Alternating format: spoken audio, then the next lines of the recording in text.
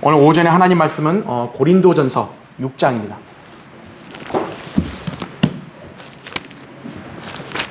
그 지난주부터 요걸 이제 새로 바꾸니까 소리가 확실히 이제 좀 명료해지고 좀 맑아진 것 같죠, 그렇죠? 네, 잡음이 없어진 것 같습니다. 자, 우리 고린도전서 6장 19절부터 20절까지 또 여러분이 아주 잘 알고 또 이제 익숙한 구절인데, 그럴수록 우리는 이 쉽다고 하는 말씀을 더 잘 유념해야 됩니다. 네. 그만큼 더 이렇게 명료하고 또 우리에게 해당되는 교리이기 때문에 그렇죠. 자, 6장 19절부터 20절 제가 받들어 읽겠습니다. 또한 너희 몸은 너희가 하나님으로부터 받은 바 너희 안에 계신 성령의 전인 것을 알지 못하느냐. 여러분, 우리는 잘 알지만 이걸 모르는 사람들이 지금 이 세상에 대다수 깔려 있는 거예요, 그렇죠? 성전이 대체 어디냐 이거예요. 너희는 너희 자신의 것이 아니니라죠. 너희는 값을 치르고 산 것이니 그러므로 하나님의 것인 너희 몸과 너희 영으로 하나님께 영광을 돌리라 이거죠. 예, 여러분 구원 받으셨습니까? 그렇다면 여러분의 몸은 여러분 것이 아니에요. 하나님의 것이. 그럼 그 하나님의 것을 어떻게 사용하냐에 대한 책임, 우리 각자에게 있는 거죠. 그렇죠?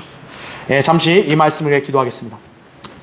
위대하신 아버지 하나님, 이렇게 무더위가 기승을 부린 이때 하나님께서는 우리에게 이런 쾌적한 장소를 허락해 주시고 우리 신실한 성도들 자리하게 하셔서 이렇게 한 곳에 모여 영과 진리로 경배드릴 수 있도록 은총을 베풀어 주시니 감사를 드립니다.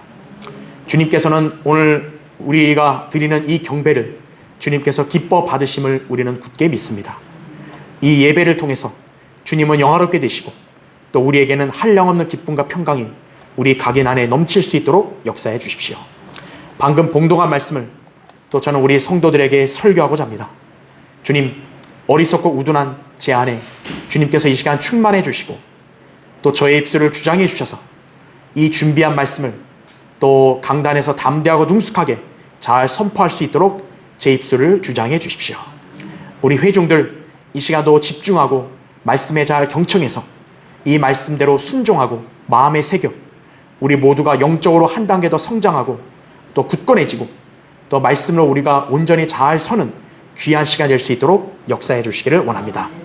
마귀가 어떤 형태로든 이 예배를 틈타거나 방해하지 못하게 주님께서 철저하게 막아주시고 주님의 그 보혈과 말씀의 능력으로 마귀의 세력들을 모두 물리쳐 주셔서 우리 주님과 또 우리 지체들 모두가 온전히 하나로 밀착하는 귀한 시간 되게 해주시기를 간절히 기도합니다.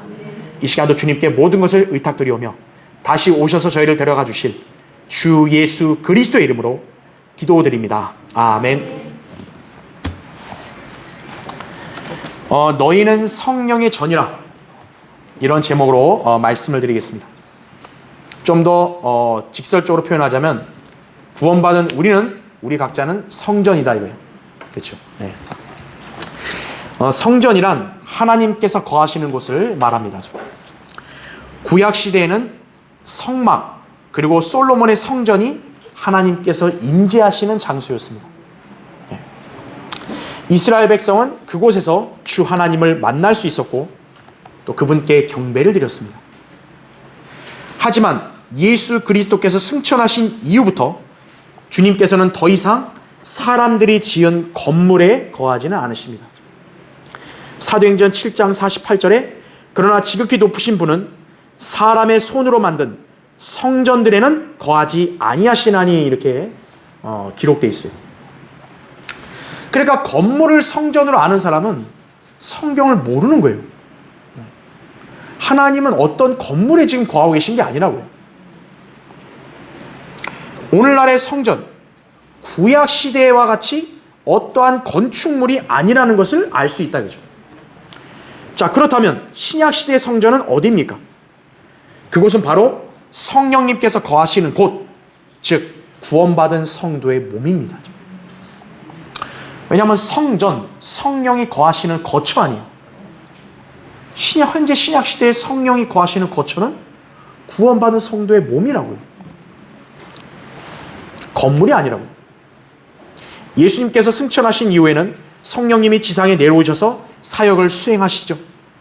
그분의 사역은 믿지 않는 자들의 죄를 책망하시는 것이죠. 요한복음 16장 9절에 나온 대로 또 복음을 믿고 구원받은 사람들의 몸을 거처로 삼으시어 영원히 거하시는 것입니다. 요한복음 14장 16절 17절에 이렇게 나옵니다. 또 내가 아버지께 기도하겠고 그분께서 또 다른 위로자를 너희에게 주시리니 그가 너희와 함께 영원히 거하시리라. 진리의 영인 그를 세상은 영접할 수 없으니 이는 세상이 그를 보지도 못하며 또한 알지 못하기 때문이라. 그러나 너희는 그를 아나니 이는 그가 너희와 함께 거하시며 또 너희 안에 계실 것임이라. 그죠? 따라서 현 교회 시대에 어떤 건축물이나 장소를 성전이라고 부르는 자들은 진리에 무지한 자들입니다. 그런데도 오늘날까지 웅장하고 화려한 교회 건물을 성전으로 여기는 어리석은 자들이 이 나라 교계를 가득 채우고 있습니다. 대표적으로 순복음 은사주의자들인데 그들은 각 지역에 자기 교단 교회를 세우면 그곳을 꼭 무슨 성전이라고 명시합니다. 여의도 순복음교회 강릉성전이고요. 그러니까 자기네 건물이 성전이라는 거예요. 제도화된 대부분의 교회들도 겉으로는 성도의 몸이 성령의 전이라고 주장하면서도 실상 그들이 모인 장소나 건물을 마치 성전처럼 간주하고 있습니다. 그러니까 건물을 막 웅장하고 화려하게 지어야 되는 거예요. 성전이다 이거죠. 그리고 성전 안에서도 어떤 거예요? 강단 여기 강대상. 아 여기는 지극히 거룩한 곳이다 이거죠. 아무나 여기 만질 수 없다. 올 수 없다. 그런 인식이 가득하다고요. 자, 이러한 교회들은 교회 건축을 그래서 성전 건축이라고 지칭하는 거예요. 그러니까 가만히 있으면 안 되고 자기네 교인들로 하여금 헌금을 많이 걷어서 어떻게든 웅장하게 건물을 지으려고 열을 올리는 것이에요. 구약의 성전 건축할 때 얼마나 그런 막대한 비용과 그 다음에 정성이 들어갔나요? 교회 건물도 그래야 된다 이거죠. 그 사람들은 그런 일을 주님의 영광으로 착각하는 것입니다. 그러나 신약 시대에는 하나님께서 어떤 건물 안에 거하시지 않습니다. 아무리 많은 재물을 들여 세련된 교회 장소를 새로 세웠다고 할지라도 주님께서는 그곳에 계시지 않습니다. 주님은 이 시대에 예수 그리스도의 보혈을 믿고 그분을 영접한 성도들의 몸 안에 거하십니다. 따라서 그리스도인은 장소라든가 또 어떤 외향적인 것들에 얽매이지 않는 거예요. 자신이 구원받은 성도라면 자신의 몸으로 어떤 삶을 살고 행하는지를 유념하고 하나님의 뜻에 합당하게 행해야 한다 이거죠. 이러한 진리를 지금 본문에서 우리는 살펴볼 수 있는 것이에요. 아까 내 몸 그냥 내 마음대로 쓸게요. 이게 아니라는 거죠. 내가 구원을 받았다면 나의 몸은 이제 성전, 하나님의 영이 거하시는 하나님의 거다 이거죠. 그러면 이제 그 몸은 하나님의 것에 답게 사용되어져야 한다는 얘기죠. 쓰여져야 된다는 얘기죠. 자, 오늘 본문 신약 교회 시대 참된 성전이 무엇인지를 간결하고 명확하게 설명하고 있습니다. 사도 바울 당대 고린도 교회는 굉장히 육신적이었어요. 그들은 성령의 은사를 가장 많이 자랑했어요. 그리고 분파를 형성했다 이거죠. 누구는 아폴로에게, 누구는 게바에게, 누구는 바울에게. 특히 교회 전체가 방언으로 굉장히 소란스러웠습니다. 그러니까 여러분도 아시다시피 이 바울이 이제 각 교회들마다 보낸 서신들 있잖아요. 이 서신들 중에서 제일 긴 게 고린도 전후서예요. 다른 서신들은 뭐 4장, 뭐 5장, 뭐 이 정도밖에 안 되는데 고린도 전후서는 막 16장, 13장. 그러니까 바울이 고린도 교회에게는 가르쳐야 될 게 굉장히 많은 거예요. 그만큼 수준도 낮고 육신적이었다라는 얘기죠. 그런데 더 참 이렇게 의아스러웠던 거는 뭐냐? 그들은 자기들의 몸이 성령의 전이라는 것조차도 몰랐다라는 거예요. 그러니까 바울이 고린도 전서에서만 구원받은 성도의 몸이 성령의 전이라고 2번이나 강조하는 거예요. 그들은 이것에 무지했던 것이, 그리스도인 안에 성령께서 내주하신다는 것, 기본적이고 중요한 진리인데 무지했다라는 거예요. 그래서 바울은 그들을 다그치면서 이렇게 말한 것입니다. 고린도전서 3장 16절에도 너희가 하나님의 성전인 것과 하나님의 영께서 너희 안에 거하시는 것을 알지 못하느냐 이거예요. 모르고 있었다는 거예요. 그죠? 다시 한번 바울이 각인을 시키는 거죠. 우리 그리스도인들은 이미 바른 성경과 교리를 배웠기 때문에 우리 각자의 몸이 성전인 것을 잘 알고 있습니다. 그렇다면 성령의 전인 이 몸을 여러분은 지금 어떻게 사용하고 있습니까? 여러분이 구원의 복음을 알고 그 사실을 믿어 구원받았다면 여러분의 몸은 더 이상 자신의 것이 아니라 성령께서 거하시는 거처로 하나님의 소유인 거예요. 그러면 이제 성령님께서 우리를 주관하시도록 자신을 그분께 내어드리고 우리는 그분의 뜻에 순종하며 살아야 합니다. 내가 좋아하는 걸로 사는 게 아니에요. 이제는 나를 향한 하나님의 뜻에 따라서 내 몸을 움직이고 사용해야 된다는 얘기죠. 이것이 바로 자신의 몸을 성전으로 알고 사는 성도의 자세입니다. 왜 여러분이 설교를 듣고 매주일 하나님께 경배를 드리는 것입니까? 우리는 하나님께 거룩한 성도들이기 때문에 우리 각자가 거룩하고 성결하게 살고자 노력하며 주님을 섬기는 이유는 바로 우리의 몸이 성전인 것을 알기 때문입니다. 그렇다면 여러분이 이 사실을 얼마나 인지하고 중요하게 여기느냐에 따라서 그리스도인의 삶의 질이 달라진다는 것을 우리는 기억해야 할 것입니다. 자, 오늘 설교의 주제, 구원받은 성도의 몸은 성령의 거처이다 이거죠. 자, 첫 번째요. 너희 몸이 성령의 전인 것을 알지 못하느냐 이거죠. 오늘 19절에서 그렇게 바울이 질문하고 있죠.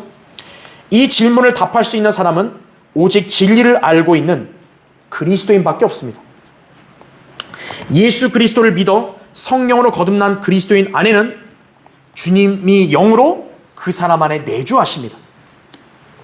사도 바울은 구원받은 성도라면 누구나 자신 안에 예수 그리스도가 계신 것을 알아야 한다고 말했어요. 고린도서 13장 5절에도 너희가 믿음 안에 있는지 너희 자신을 시험하고 스스로 입증하라 이거죠. 예수 그리스도께서 너희 안에 계신 것을 스스로 알지 못하느냐? 그렇지 못하면 너희는 버림받은 자들이라, 이렇게 강력하게 경고하고 있는 거예요. 이 말씀에 따르면 구원받지 못한 사람들은 그들 안에 예수 그리스도가 계시지 않고 또 그것도 모른다라는 거죠. 그래서 그들은 구원의 확신이라든지 또 복음의 진리와 성경의 지식이 결여된 채로 단순히 종교 생활에만 안주하는 것입니다. 그들은 성령께서 어디에 거하시는지 전혀 알 턱이 없어요. 그러니까 어떤 목사라는 사람 또 어떤 유명하다는 사람이 이것이 성전이라고 얘기하면 그것들이 믿을 수밖에 없는 거예요. 왜? 자기는 모르니까. 근데 자기보다 좀 직분도 있고 좀 성직자고 많이 안다. 그 사람이 그렇게 얘기했다. 그냥 그대로 무분별하게 그냥 받아들이는 거예요. 은사주의의 독소로 오염되어 있는 순복음 집단, 다른 제도화된 교회들은 성경의 지식의 중요성을 무시하고 그저 성령의 은사나 체험 등을 강조하고 있습니다. 이들은 자신들 안에 성령께서 임재하시는 증거를 방언이라고 주장하고 있는 거예요. 이 때문에 오늘날 배교한 기독교계 교인들은 어떻게든 방언을 하려고 발악을 하는 것이에요. 그래야 성령이 자기 안에 있다고 그렇게 애써 위안 삼으려고 그러는 거죠. 새벽 예배, 부흥회는 물론이고 심지어는 산속에 유명하다는 기도원까지 찾아가서 똑같은 말의 기도만 계속 반복하는 거예요. 그러다가 이제 혀가 꼬이면 방언이다 이거죠. 네. 그러면 이제 자기 안에 성령이 있다. 그렇게 얘기하는 거예요. 그런 사람들은 결코 하나님의 성전이 무엇인지 전혀 알지 못한다고요. 지금 교회 시대에 성령께서는 결코 사람이 지은 성전들에 거하지 않으십니다. 사도행전 17장 24절에 바울이 또 얘기했죠. 오직 예수 그리스도를 자신의 구세주로 믿고 구원받은 그리스도인들의 몸 안에 성령께서 거하십니다. 이것은 하나님께서 우리 그리스도인들이 구속받았다는 것을 보증하는 표식이다 이거죠. 여러분 거기 고린도서 찾아보세요. 고린도서 1장 한번 보십시오.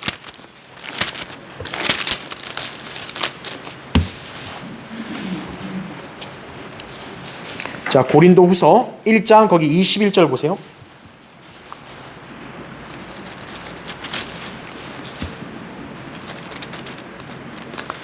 이제 우리를 너희와 함께 그리스도 안에서 확정하시고, 일단 그리스도 안에 있다라는 거 아니에요, 그렇죠? 그걸 확정하시고 우리에게 기름 부으신 그분은 하나님이시니. 자, 22절 잘 보세요. 그분은 또한 우리를 인치시고 우리 마음속에 성령의 보증을 주셨느니라 이거죠. 예. 여기서의 보증, 일종의 계약금을 말하는 거라 이거죠. 그럼 뭡니까? 이것이 약속이 확실하다는 걸 입증하는 거 아니겠어요? 그렇죠? 우리 안에 예수 그리스도 성령께서 계시는 것을 하나님이 약속했단 말이에요. 구원받은 성도는. 그럼 그 증거가 뭡니까? 바로 우리 안에 성령이 그 보증이라는 거죠. 그러니까 자기 안에 성령이 있다 그러면 그건 구원받은 사람은 확실한 거예요. 없으면 그 사람 구원받은 게 아니라는 거죠. 자, 구원받지 않은 자들, 성경적 교리에 무지한 자들은 구약에서의 성전이 곧 신약에서의 교회 건물과 유사하다고 여겨 마치 교회 건축이 곧 성전 건축이라고 오해합니다. 그래서 화려한 교회 건물을 건축하는 일을 교회가 해야 할 사역으로 생각하여 자기네 교인들에게 헌금을 강요하는 것입니다. 이미 구원받았으면 자기 몸이 성전인데 그걸 모르니까 이 외부 건축물을 어떻게든 화려하게 꾸며야 된다는 거예요. 아, 하나님이 여기 거주하시는 곳인데 이걸 열악하게 하면 되겠냐 이거죠. 이것이 지금 한국 교회들의 보편적으로 깔려있는 관행입니다. 하지만 몇몇 교회들은 무리한 성전 건축을 자행하다가 교회 전체가 파산하는 사례가 급증했어요. 대형 교회들 몇몇만 여러분 이렇게 보여서 그냥 소수인 줄 알지만요, 아니에요. 대다수의 교회들이 이 교회 건축물을 성전으로 하니까 무리하게 짓다가 교회가 망해가지고 그 건물이 경매로 나온 경우도 많다고요. 자, 몇 가지 예를 들면요, 2013년 한 언론에서는요, 경기도 성남시 분당에 위치한 모 교회가 2010년 신축했다가 건축 과정에서 발생한 부채를 견디지 못하고 완공 3년 만에 경매에 붙여졌다는 소식을 보도했어요. 신축해서 얼마나 들떴겠어요. 근데 부채를 감당 못해 그걸 경매에 넘긴 거예요. 네. 감정평가 사상 최고액 526억 원으로 세간의 화제를 보며 경매 시장에 나왔다가 최근에 회생 절차에 들어갔던 것이 그 당시에.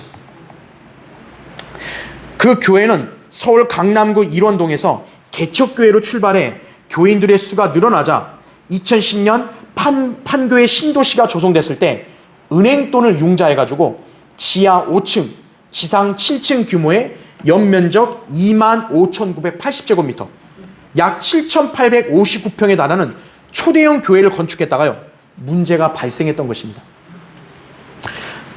이제 계산한 거예요. 아, 판교 신도시, 이제 신도시 인구가 많이 들어오니까 이제 사람 끌어모기 좋다 이거죠. 투자합시다 이제. 사람 많이 모으려면 교회 그 장소가 넓어야 되니까. 아주 경영 대단하죠? 이렇게 딱 투자한 거예요.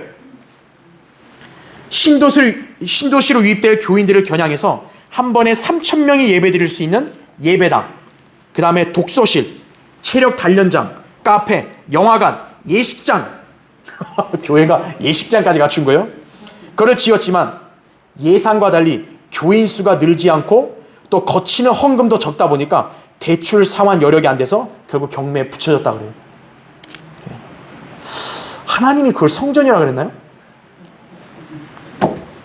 자, 또 다른 사례는 서울 강서구 화곡 5동의 어떠한 모 교회인데요. 이제 한 10년 가까이 됐죠. 그 이전 주변 아파트 단지에 2,600가구 규모의 재건축 바람이 불자 교회 신축에 들어갔다고 합니다. 네. 당시 교회가 가지고 있던 돈은 20억. 근데 예배당 공사 예산은 580억이었어요. 여기에 공사 기간에 임시 예배 처소로 사용할 빌딩을 340억 원에 매입하면서 약 900억 원 이상을 제1, 2 금융권들로부터 대출받았다 그래요. 그런데 문제가 또 생긴 거예요. 예배 처소로 사들인 빌딩이 주택 재건축 정비 지역에 포함되면서요, 재건축 조합 측과 건물 처분, 또 처분의 규모를 놓고 법적 소송이 시작돼 버리고 마는 거예요. 그래서 자금의 흐름이 원활치 않게 되고, 또 매달 지불해야 할 그런 은행 이자도 수억 원에 달해서 궁지에 몰린 그 교회, 급기야 신축 교회 부지까지 경매에 넘어갔다 그래요. 임시 예배 초소로 340억짜리 빌딩이 샀는데 그것도 넘어가고 신축도 넘어가고, 정말 참 딱하죠. 자, 제가 제시한 이 두 교회만이 아니라 법원 경매에 나오는 교회 건물이 해마다 100건 정도에 이른다 그래요. 대법원에 따르면요, 2017년 한 해 동안 경매에 붙여진 교회 건물은 모두 96건에 달했다 그래요. 그러니까 얼마나 많은 인간들이 교회 시작하는 거예요. 교회 짓고. 매년 경매로 나온 교회 수가 약 20% 정도 증가한 수치를 보이고 있었다고 합니다. 이러한 현상들이 왜 벌어졌는가 알죠? 무리한 성전 건축이죠. 소위 성전 건축. 성경의 진리를 무시하고 자기 멋대로 하나님을 섬기는 체한자들의 바로 작태가 이거예요. 여러분이 예수 그리스도의 복음을 믿어 구원받았다면 여러분은 세상의 단순한 사람이 아니라 성령을 모시고 계신 존재예요. 고린도서 4장 7절에도 그러나 우리가 이 보물을 질그릇에 가졌으니 그랬다고 하죠. 우리의 몸은 질그릇밖에 안 되는 거예요. 왜? 진흙으로 만들어졌으니까요. 근데 이 질그릇 안에 보물이 있다 이거죠. 바로 예수 그리스도 영이 계시는 거죠. 따라서 이제 자신의 몸을 하나님의 성전답게 잘 처신하며 거룩하게 사용될 수 있도록 늘 주님께 내어드려야 합니다. 자, 구원받은 성도의 몸은 성령의 거처이다. 두 번째요, 너희는 값을 치르고 산 것이니 그랬어요. 하나님이 우리의 몸을 그냥 강제로 뺏어간 게 아니라 어떻게 했다는 거예요? 값을 치르고 우리를 샀다는 거예요. 자, 이게 바로 구속이라, 구속. 구약에서 구속은 종들을 사오기 위해 값을 지불한 것을 말합니다. 레위기 25장에 그렇게 나와요. 이때 값을 지불하기 위해 금이나 은과 같은 것들을 속전으로 삼았던 것입니다. 그러니까 어떤 사람을 내가 노예로 사겠다 이거예요. 그러면 은으로 속전을 해야 된다는 거죠. 그러나 신약에서는 구속의 개념이 다릅니다. 신약적인 관점에서 모든 사람은 다 죄인으로 태어나 죄를 짓고 살다가 사망을 당해야 하는 죽음의 노예입니다. 여러분이 구원받기 전에 여러분은 다 이미 죄의 종이었어요. 로마서 3장 23절이나 6장 23절을 보면 나온다 그죠. 이에 하나님께서는 예수 그리스도의 보혈을 통해 우리의 죄들을 정결하게 하시어 죄와 죽음의 노예에서 해방시키셨고 마침내 우리의 몸을 예수 그리스도의 소유가 되게 하신 것입니다. 베드로전서 1장 18절 19절에는 이는 너희가 아는 바와 같이 너희가 너희 조상들로부터 전통으로 이어받은 너희의 허망한 행실에서 은이나 금 같은 썩어질 것들로 구속된 것이 아니라 흠도 없고 점도 없는 어린 양 같은 그리스도의 보배로운 피로 된 것이기 때문이니라 이거죠. 구약에서는 누군가를 살 때는 돈을 냈지만 신약에서는 하나님이 우리의 죄값을 예수 그리스도의 피로 지불하셨기 때문에 어떻게 되는 거예요? 우린 이제 죄의 종에서 예수 그리스도의 종으로 바뀐 거예요. 이게 구속이라고. 따라서 예수 그리스도의 보혈을 믿고 거듭난 그리스도인들은 모두 예수 그리스도의 종이 된 것입니다. 헬라어로 종은 슬레이브, 노예를 뜻하는 거예요. 여러분은 모두 예수 그리스도의 노예들이에요. 노예들. 목사나 선교사만 종이 아니라 그리스도인은 누구나 예수 그리스도의 종입니다. 종, 노예는 주인이 원하는 대로, 시키는 대로 살아야죠. 노예는 자기 어떤 소망, 자기 의지가 없어요. 자기 뜻이 없다고요. 이처럼 그리스도인도 더 이상 자신의 소유권이 없습니다. 주님의 뜻에 순종하며 살아야 하는 것이 우리 삶의 목적입니다. 자, 노예는 주인의 소유라는 증거가 있죠. 여러분, 그 노비 문서라는 게 있잖아요. 그러니까 주인은 이 노비는 내 거다, 이거를 입증하는 표시가 아니겠어요, 그게. 자, 주님께서 우리를 사셨다는 증거가 있다 이거죠. 그 증거는 제가 아까 얘기한 대로 성령께서 우리 안에 거하시어 우리를 인치신 것이다 이거죠. 에베소 1장 13절에 너희도 진리의 말씀 곧 너희 구원의 복음을 듣고서 그분을 신뢰하였으니 또 너희가 그분을 믿고서 약속의 그 성령으로 인침을 받은 것이니라 이거죠. 우리가 예수 그리스도의 복음을 믿어서 돼요. 성령님이 우리를 인쳤다 이거죠. 확증을 시킨 거예요. 우리가 구원받아 안전하다는 것을 입증하는 바로 약속의 말씀이 이거라 이거죠. 자, 언제까지 이 보증이 유효한 것입니까? 여러분, 그 보증이나 계약도 기간이 있잖아요. 그러면 우리의 이렇게 보증이 되시는 성령님이 우리 안에 언제까지 계시는 거예요? 1년? 뭐 10년? 아니에요. 구속의 날, 우리 몸이 변화되어 주님께로 갈 그때까지 성령께서는 우리 안에 내주하시는 것입니다. 에베소 4장 30절에 그렇게 나와 있죠. 그렇게 그때까지 이 땅에서 하나님의 성전은 곧 우리 그리스도인의 몸이 되는 것입니다. 만약 여러분 안에서 성령님이 떠나가시면 여러분의 몸은 성전이 아닌 거죠, 더 이상. 그런데 성령님께서는 예수 그리스도가 다시 오실 때까지 어떤 거예요? 우리 안에 보증으로서 계속 계시는 거예요. 그러니까 그때까지는 우리의 몸은 다 뭐라는 거예요? 성전이라는 거죠. 자, 성전은 하나님께서 거하시는 곳이기에 거룩해야 합니다. 여러분, 구약에서의 성막과 성전을 한번 생각해 보세요. 거기에 기명들을 함부로 손대면 어떻게 돼요? 하나님이 죽여버리셨죠. 왜냐하면 거룩하기 때문에 그렇다 그죠. 이와 마찬가지로 그리스도인도 자신 안에 계신 성령을 따라서 우리도 거룩해야 된다 이거죠. 아, 나 지옥에 안 가니까 그걸로 끝났어, 이게 아니에요. 자기의 몸이 이제 하나님의 것이기 때문에 하나님이 따로 거룩하게 구별시켜 놓은 거예요. 그러니까 거룩한 삶을 영위해야 된다 이거죠. 이것은 모든 성도를 향한 하나님의 뜻입니다. 하나님의 뜻은 이것이니 곧 너희의 거룩함이니라 이거죠. 데살로니가전서 4장 3절이에요. 우리가 거룩해야 하는 것은 단순한 희망사항, 권고가 아니라 하나님의 명령임을 알아야 돼요. 내가 거룩하니 너희도 거룩하라 이거죠. 베드로전서 1장 16절에 말씀하죠. 자, 그렇다면 성도가 어떻게 자신의 몸을 거룩하게 유지할 수 있습니까? 그것은 바로 하나님의 말씀을 온전히 믿고 순종하는 것입니다.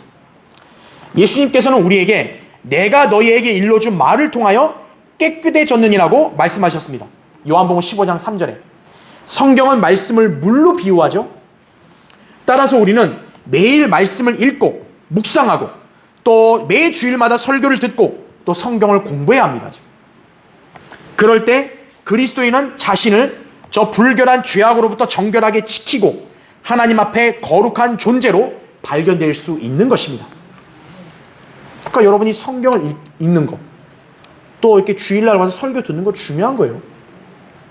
이거를 자꾸 빼먹으면 어떻게 되는 거예요? 그 사람은 자기를 깨끗이 씻는 게 아니라 자꾸 더러운 상태로 그냥 지내고 있는 거예요. 그럼 뭐겠어요? 성전을 어떻게 하는 거와 똑같아요? 성전을 더럽히는 거와 똑같은 거예요. 여러분은 과연 얼마나 하나님 말씀을 유념하고 이 말씀에 순종하면서 살고 계십니까? 오늘날 그리스도인들 가운데서도 자신의 몸이 성전인 것을 망각한 것처럼 세상의 죄악으로 더럽히는 경우가 많습니다. 자신의 몸 안에 계신 성령의 뜻을 거슬러서 말씀에 불순종하고 불결한 죄의 종으로 다시 전락해버리는 거예요.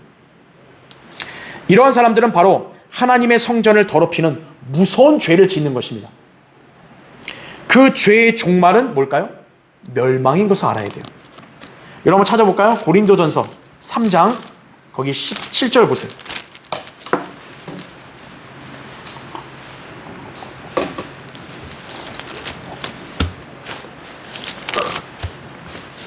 자, 고린도전서 3장 제가 16절부터 17절 읽을 때 여러분도 이 말씀을 깊이 유념해야 되는 거예요. 자, 보시면 너희가 하나님의 성전인 것과 하나님의 영께서 너희 안에 거하시는 것을 알지 못하느냐? 자, 17절 보세요. 만일 누구든지 하나님의 성전을 더럽히면 하나님께서도 그 사람을 멸하시리라. 이는 하나님의 성전은 거룩하며 너희는 그 성전이기 때문이라. 이거죠. 자, 구약에서 성전을 더럽히면 다 죽였잖아요. 신약에서도 어떤 거예요? 성전을 더럽히면 하나님이 죽인다는 거예요. 비록 하나님의 은혜로 받은 구원이 무효가 돼서 지옥에 가는 일은 없습니다. 하지만 구원받고 나서도 하나님 말씀에 순종하지 않고 육신의 더러운 행실대로 살게 되면 위대한 구원을 욕되게 하는 거죠. 그러면 성령께서 거하시는 이 거처, 즉 성전을 더럽힘으로써 하나님을 경멸하는 것입니다. 그럼 하나님께서도 어때요? 이런 사람들을 멸하시는 거예요. 구원은 안 잃어버리지만 이 땅에서 어떤 거예요? 육신의 생명을 하나님이 멸해버리시는 거예요. 자백 안 하고 계속 그냥 자기의 몸을 그 죄악으로 자꾸 계속 더럽히면 어떤 거예요? 하나님이 징계도 내려요. 징계 내리는데도 정신을 못 차린다. 그럼 하나님이 일찍 어떤 거예요? 데려가시는 거예요. 로마서 8장 13절에 너희가 육신을 따라 살면 죽을 것이나 성령을 통하여 몸의 행실을 죽이면 살리라 이거죠. 네. 이것이 바로 그리스도인들 중에서도 극심한 고난이나 시련을 당하거나 때로는 일찍 죽는 연유입니다. 자신의 몸은 주님께서 값주고 사신 소유, 즉 성령의 전임을 망각하고 죄악으로 더럽혔기 때문에 그런 거죠. 하나님의 성전과 우상이 여러분 일치되는 거 봐셨어요? 못 봤죠. 하물며 그리스도인이 세상의 죄악과 세상의 가치관에 어울리는 것이 여러분 가당하겠습니까? 아니죠. 여러분의 몸의 소유는 더 이상 여러분이 아니라 여러분 안에 계신 성령이에요. 그분께서 거룩하신 것처럼 여러분도 거룩해야 합니다. 여러분은 어떤 삶을 원하십니까?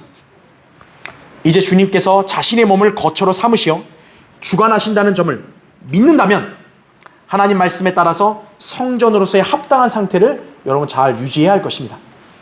자, 구원받은 성도의 몸은 성령의 거처이다. 세 번째요, 하나님의 것인 너희 몸과 너희 영으로 하나님께 영광을 돌리라.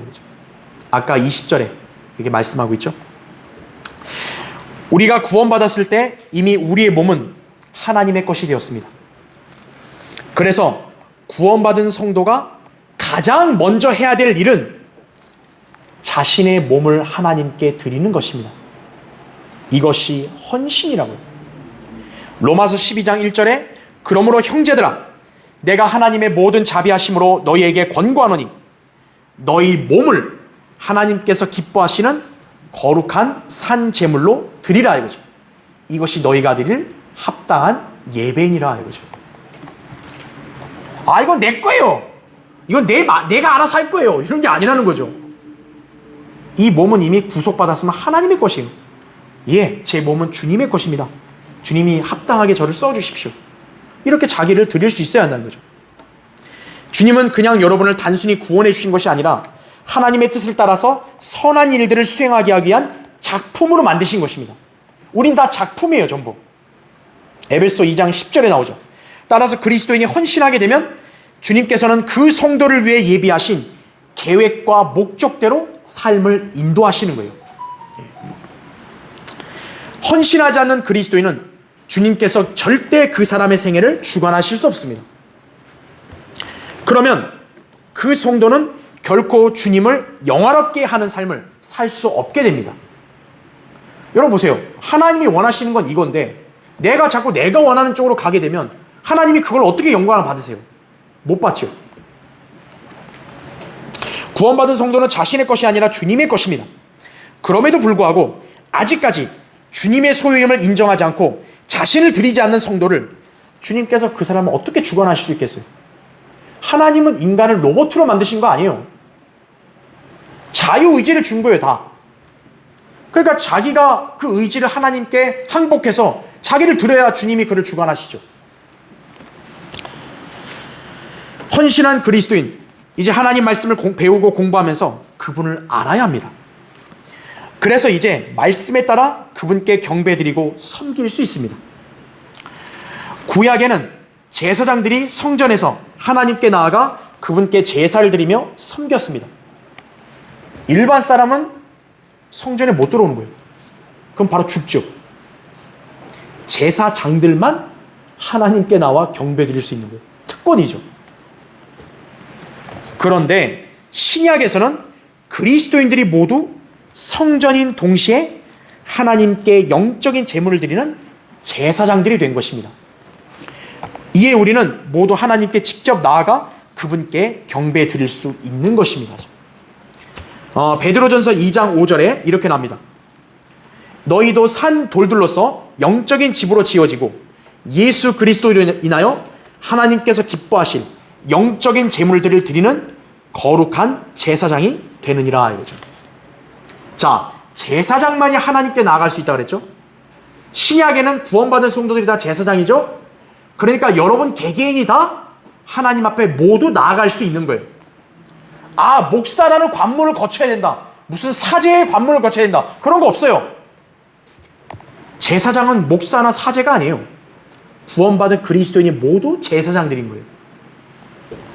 그래서 베드로전서 2장 9절에도 너희는 선택받은 세대요 왕같은 제사장이며 거룩한 민족이요 독특한 백성이니 이렇게 말씀하고 있는 거예요. 영적인 제사장들인 그리스도인들, 더 이상 세상 사람들과 같은 생활 방식을 추구해서는 안 됩니다. 제사장과 일반 사람은 달라야 되잖아요. 그리스도인도 세상 사람과 달라야 된다는 거예요. 이제는 주 예수 그리스도를 섬기며 그분께 경배드리고 하나님의 말씀에 순종하면서 살아야 합니다. 그럴 때 주님께서 그 사람을 통해 영광을 받으시는 것입니다. 자, 우리의 몸이 하나님의 것이라고 한다면 우리는 당연히 주님을 잘 알아야 합니다. 그렇죠. 여러분, 노예가 자기 주인을 모르면 돼요, 안 돼요? 안 되죠. 노예가 자기 주인의 성향이 어떤지를 잘 알아야 그 노예는 주인의 눈밖에 나지 않는 거죠. 우리도 우리의 주인이신 주님을 잘 알아야 주님과의 관계가 더 밀접하게 되는 거죠. 그래서 우리는 하나님 말씀을 묵상하고 상고함으로써 우리의 주님을 더 알고자 노력해야 합니다. 그래야 주님과의 밀접한 교제와 동행을 할 수 있는 것이다 이거죠. 빌립보서 3장 여러분 찾아볼게요. 빌립보서 3장 보세요.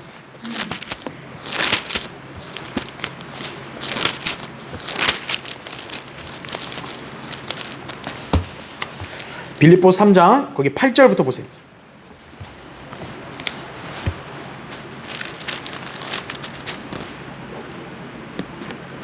자, 빌립보서 3장 8절에 실로 모든 것을 손실로 여김은 그리스도 예수 나의 주를 아는 지식이 가장 고상하기 때문이며 내가 그를 위하여 모든 것을 잃어버리고 그것들을 오히려 배설물로 여김은 그리스도를 얻기 위함이요 그랬죠. 또 그 안에서 발견되고자 함이니 나의 의는 율법에서 나온 것이 아니요 그리스도를 믿음으로 말미암아 나온 것이니 곧 믿음에 의해서 하나님께로부터 나온 의라지. 이는 내가 그를 알고 그의 부활의 능력과 그의 고난의 교제를 알아 그의 죽음의 본을 따르려 함이며 이거죠. 그러니까 바울이 왜 예수 그리스도를 아는 지식을 자꾸 열망한 거예요? 주님을 더 잘 알게 되면 고난의 길도 같이 갈 수 있는 거예요. 고난의 교제도 같이 할 수 있다는 거죠. 자, 그 다음에 거기 여러분 13절 보세요. 형제들아 나는 내가 붙잡은 것으로 여기지 아니하노라. 다만 한 가지 일, 즉 뒤에 있는 것은 잊어버리고 앞에 있는 것들에 손을 뻗쳐 그리스도 예수 안에서 하나님의 고귀한 부르심의 상을 위하여 그 표대를 향해 쫓아갈 뿐이라 이거죠. 여러분의 시선은 어디에 있어야 되는 거예요? 세상에 있는 저 뒤를 보면 안 되는 거예요. 저 앞에 계신 예수 그리스도의 표대를 보고 나아가야 되는 거예요. 이러한 성도는 하나님 말씀을 통해 주님을 더 잘 알아 그분의 인도하심을 받을 수 있고 또 자신의 어려운 문제나 필요 등을 기도로 주님의 도우심을 받아서 해결할 수 있는 것입니다. 그럴 때 그 성도는 주님을 더욱더 영화롭게 해드릴 수 있는 거 아니겠습니까? 그렇죠? 그렇다면 어떻게 우리는 이러한 삶을 살 수 있는 것인가? 로마서 12장 2절에 답이 있는 거예요. 너희는 이 세상과 일치하지 말고 너희 마음을 새롭게 함으로써 변화를 받아 하나님의 선하시고 기뻐하시고 온전하신 뜻이 무엇인지 입증하도록 하라 이거죠. 이 세상은 하나님을 사랑하는 것이 전혀 없어요. 요한일서 2장 15절에 나오죠. 오직 죄악들로 가득할 뿐입니다. 요한일서 5장 19절에 나오죠. 성도는 헌신하면서 그런 세상으로부터 성별하여 하나님 말씀을 알고 주님 뜻에 순종하고 그대로 실행하는 삶을 살아야 합니다. 지금 세상 트렌드가 이래요, 그러니까 나도 따라갈게요가 아니라 우리는 하나님 말씀을 따라가는 거죠. 만약 세상의 트렌드가 하나님 말씀에 역행하는 거면 어떻게 해야 돼요? 우리는 그 세상의 것을 거부해야죠. 그래야 하나님의 것인 성전으로서의 삶을 살게 되는 거죠. 자, 이렇게 살기 위해서는 자기 자신을 십자가에 못 박아 죽은 것으로 여기고 이제는 자신 안에 계신 예수 그리스도를 믿는 믿음으로 말미암아 살아야 합니다. 그러니까 여러분이 이렇게 살려면 어떻게 해야 돼요? 여러분의 여러분의 원래 육신의 여러분은 어떤 거예요? 십자가에 못 박아 이미 죽었다고 여겨야 되는 거예요. 지금 내가 살아있는 거는 내가 사는 게 아니다 이거죠. 내 안에 계신 예수 그리스도로 말미암아 산다 이거죠. 여러분이 그러한 자세와 결심을 갖는다면 이러한 삶을 사는 건 어렵지 않다 이거죠. 이것이 바로 하나님의 성전으로 올바르게 사는 방법입니다. 여러분, 우리의 삶의 목적 오직 하나님께 영광을 돌리는 데 있습니다. 고린도전서 10장 31절에도 먹든지 마시든지 무엇을 하든지 다 하나님의 영광을 위해서 하라 그랬죠. 그렇다면 우리는 결코 자기 자신을 위해서 살아서는 안 됩니다. 자신이 주님의 은혜로 구원받았음을 안다면 이제는 우리 안에 계신 예수 그리스도를 위한 인생을 살아야 할 것입니다. 그가 모든 사람을 위하여 죽으신 것은 산 자들이 이제부터는 더 이상 자신들을 위하여 살지 않고 자기들을 위하여 죽었다가 다시 살아나신 그분을 위하여 살게 하려는 것이라 이거죠. 고린도서 5장 15절 말씀이죠. 그렇죠? 자, 결론을 맺겠습니다. 예전에 어느 한 교회에서요, 어떤 그 협동 목사라는 사람이, 그 담임 목사도 아니에요.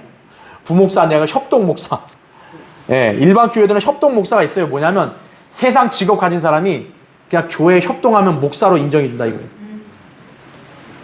자, 어쨌든 그런 사람이 오늘 우리가 읽은 본문 있잖아요. 고린도전서 6장 19절 20절 말씀을 주제로 설교한 적이 있었어요. 이게 이제 당시 기독교 언론에 보도가 됐거든요. 그럼 왜 언론에서 이걸 보도해 줬냐면 이 사람은 소아과 원장이라 그래요. 그럼 여러분 딱 설교 맥락이 어떻게 전개될지 대충 감이 오시죠? 네. 이 사람이 이 본문을 갖고 성경적으로 설교한 게 아니라 어떤 핵심으로 설교했냐면, 첫째, 좋은 음식을 먹어라. 둘째, 좋은 마음을 가지라. 셋째, 하나님을 만나야 한다. 이게 지금 우리 본문하고 무슨 관계가 있죠? 여러분의 몸이 성전이니까, 몸이 중요하니까 음식 잘 먹고 좋은 마음 가지라 이거예요? 아니, 세상도 그렇게 안 하나요? 이 사람도 그렇게 얘기한 거예요. 특히 좋은 마음이라는 것이 세상의 모든 생명체를 사랑해야 하는 것이다 이거예요. 그리고 하나님을 만나는 것에 대해서는요, 우리 몸이 거룩한 성전이 되는 궁극적인 목표라는 것이에요. 이 사람은 하나님을 아직도 못 만났나? 그러면? 하나님을 만나는 게 여러분 시간이 걸리는 거예요? 죄인이 예수 그리스도를 통해서 아버지께 누구든 나아갈 수 있잖아요. 이러한 비성경적인 사상을 설교라고 듣는 그 회중들도 모두 오염돼 버린 거예요. 전부 다. 성전이 뭔지 모르는 거예요. 그냥. 이 사람은 개혁성경을 들고 시시껄렁한 소리나 해대면서 사람들이 듣기 좋고 이해하기 쉬운 말만 발설했던 것뿐이죠. 근데 대다수 회중들은 그걸 좋아해요. 왜? 저 사람은 그래도 병원의 의사 원장이니까. 저 사람 뭔가 권위가 있다. 이렇게 착각하는 거죠. 물론 그리스도인이 자신의 몸이 주님의 것이기 때문에 그분을 섬기기 위해서 잘 관리해야 되는 건 맞습니다. 여러분은 몸을 혹사시키거나 여러분 건강을 여러분이 고의로 해치면 안 돼요. 절대로. 그러나 성령께서는 구원받은 성도의 몸을 거처로 삼으시죠. 우리의 몸이 단순히 건강한 게 하나님 영광이 아니라 그 몸으로 하나님의 뜻에 따라 살고 그분께 영광을 돌리는 것이 중요한 것이라고요. 여러분은 왜 건강을 챙기려고 하는 거죠? 그걸 뽐내려고 하는 거예요, 사람들 앞에서? 나 이렇게 건강하다? 아니죠. 내가 건강해야 하나님께 경배드리고 섬길 수 있잖아요. 그것 때문에 챙기는 거죠, 우리가. 그래서 우리는 그분께 자신을 드리고 하나님 말씀을 믿고 실행하는 삶을 사는 것입니다. 그럴 때 그 성도의 몸은 거룩함을 유지하게 되고 비로소 자신의 몸을 성전으로서 적합하게 사용하는 것입니다. 여러분, 성전은 뭐 하는 데죠? 하나님께 경배드리는 곳 아니에요. 그럼 여러분 몸이 성전이면 여러분은 당연히 무슨 삶을 살아야 돼요? 경배드리는 삶을 살아야 되는 거예요. 그걸 위해서 건강을 챙기는 거죠. 자, 이제 여러분 각자의 몸을 어떻게 사용해야 되겠습니까? 자신의 유익이 아니라 주님께 온전히 드려서 그분의 영광을 위해 살아야 되지 않겠습니까? 그러면 자신이 주님의 것임을 일단 무엇보다 시인해야 돼요. 여러분이 이건 내 거라고 고집 부리고 내 마음대로 하려고 하면 안 돼요. 주님의 것임을 시인하고 나의 생각이, 나의 관점이 아니라 하나님의 뜻을 최우선으로 두고 살겠다는 결심을 해야 되는 것입니다. 자기의 몸을 더 이상 자기 육신의 종욕, 세상 문화, 오락, 가치관 등에 편승하지 마십시오. 성경의 원칙을 따라 자기 몸을 오로지 주님의 영광을 위해 쓰겠다고 결심하여 헌신하고 하나님의 말씀에 따른 거룩한 삶, 그리고 거룩한 섬김을 지속하십시오. 그럴 때 여러분이 스스로 내 몸은 성전이라고 말할 수 있는 것이, 여러분이 육신적이고 세상적으로 살면서 내 몸이 성전이야 그러면 그 하나님께서 얼마나 부끄럼 당하시는 거예요. 여러분이 하나님의 영광을 위해 합당하게 여러분 몸을 사용할 때 내 몸이 성전이라고 단호하게 얘기할 수 있는 거죠. 그냥 교리적으로 나 구원받았으니까 성전이야가 아니라, 그뿐만 아니라 내가 하나님 말씀에 따른 거룩한 삶을 통해서 내 몸이야말로 진정한 성전이라고 여러분이 말할 수 있어야겠죠. 오늘 이 시간을 계기로 여러분이 이렇게 삶을 사는 계기가 되기를 바랍니다. 자, 기도하겠습니다.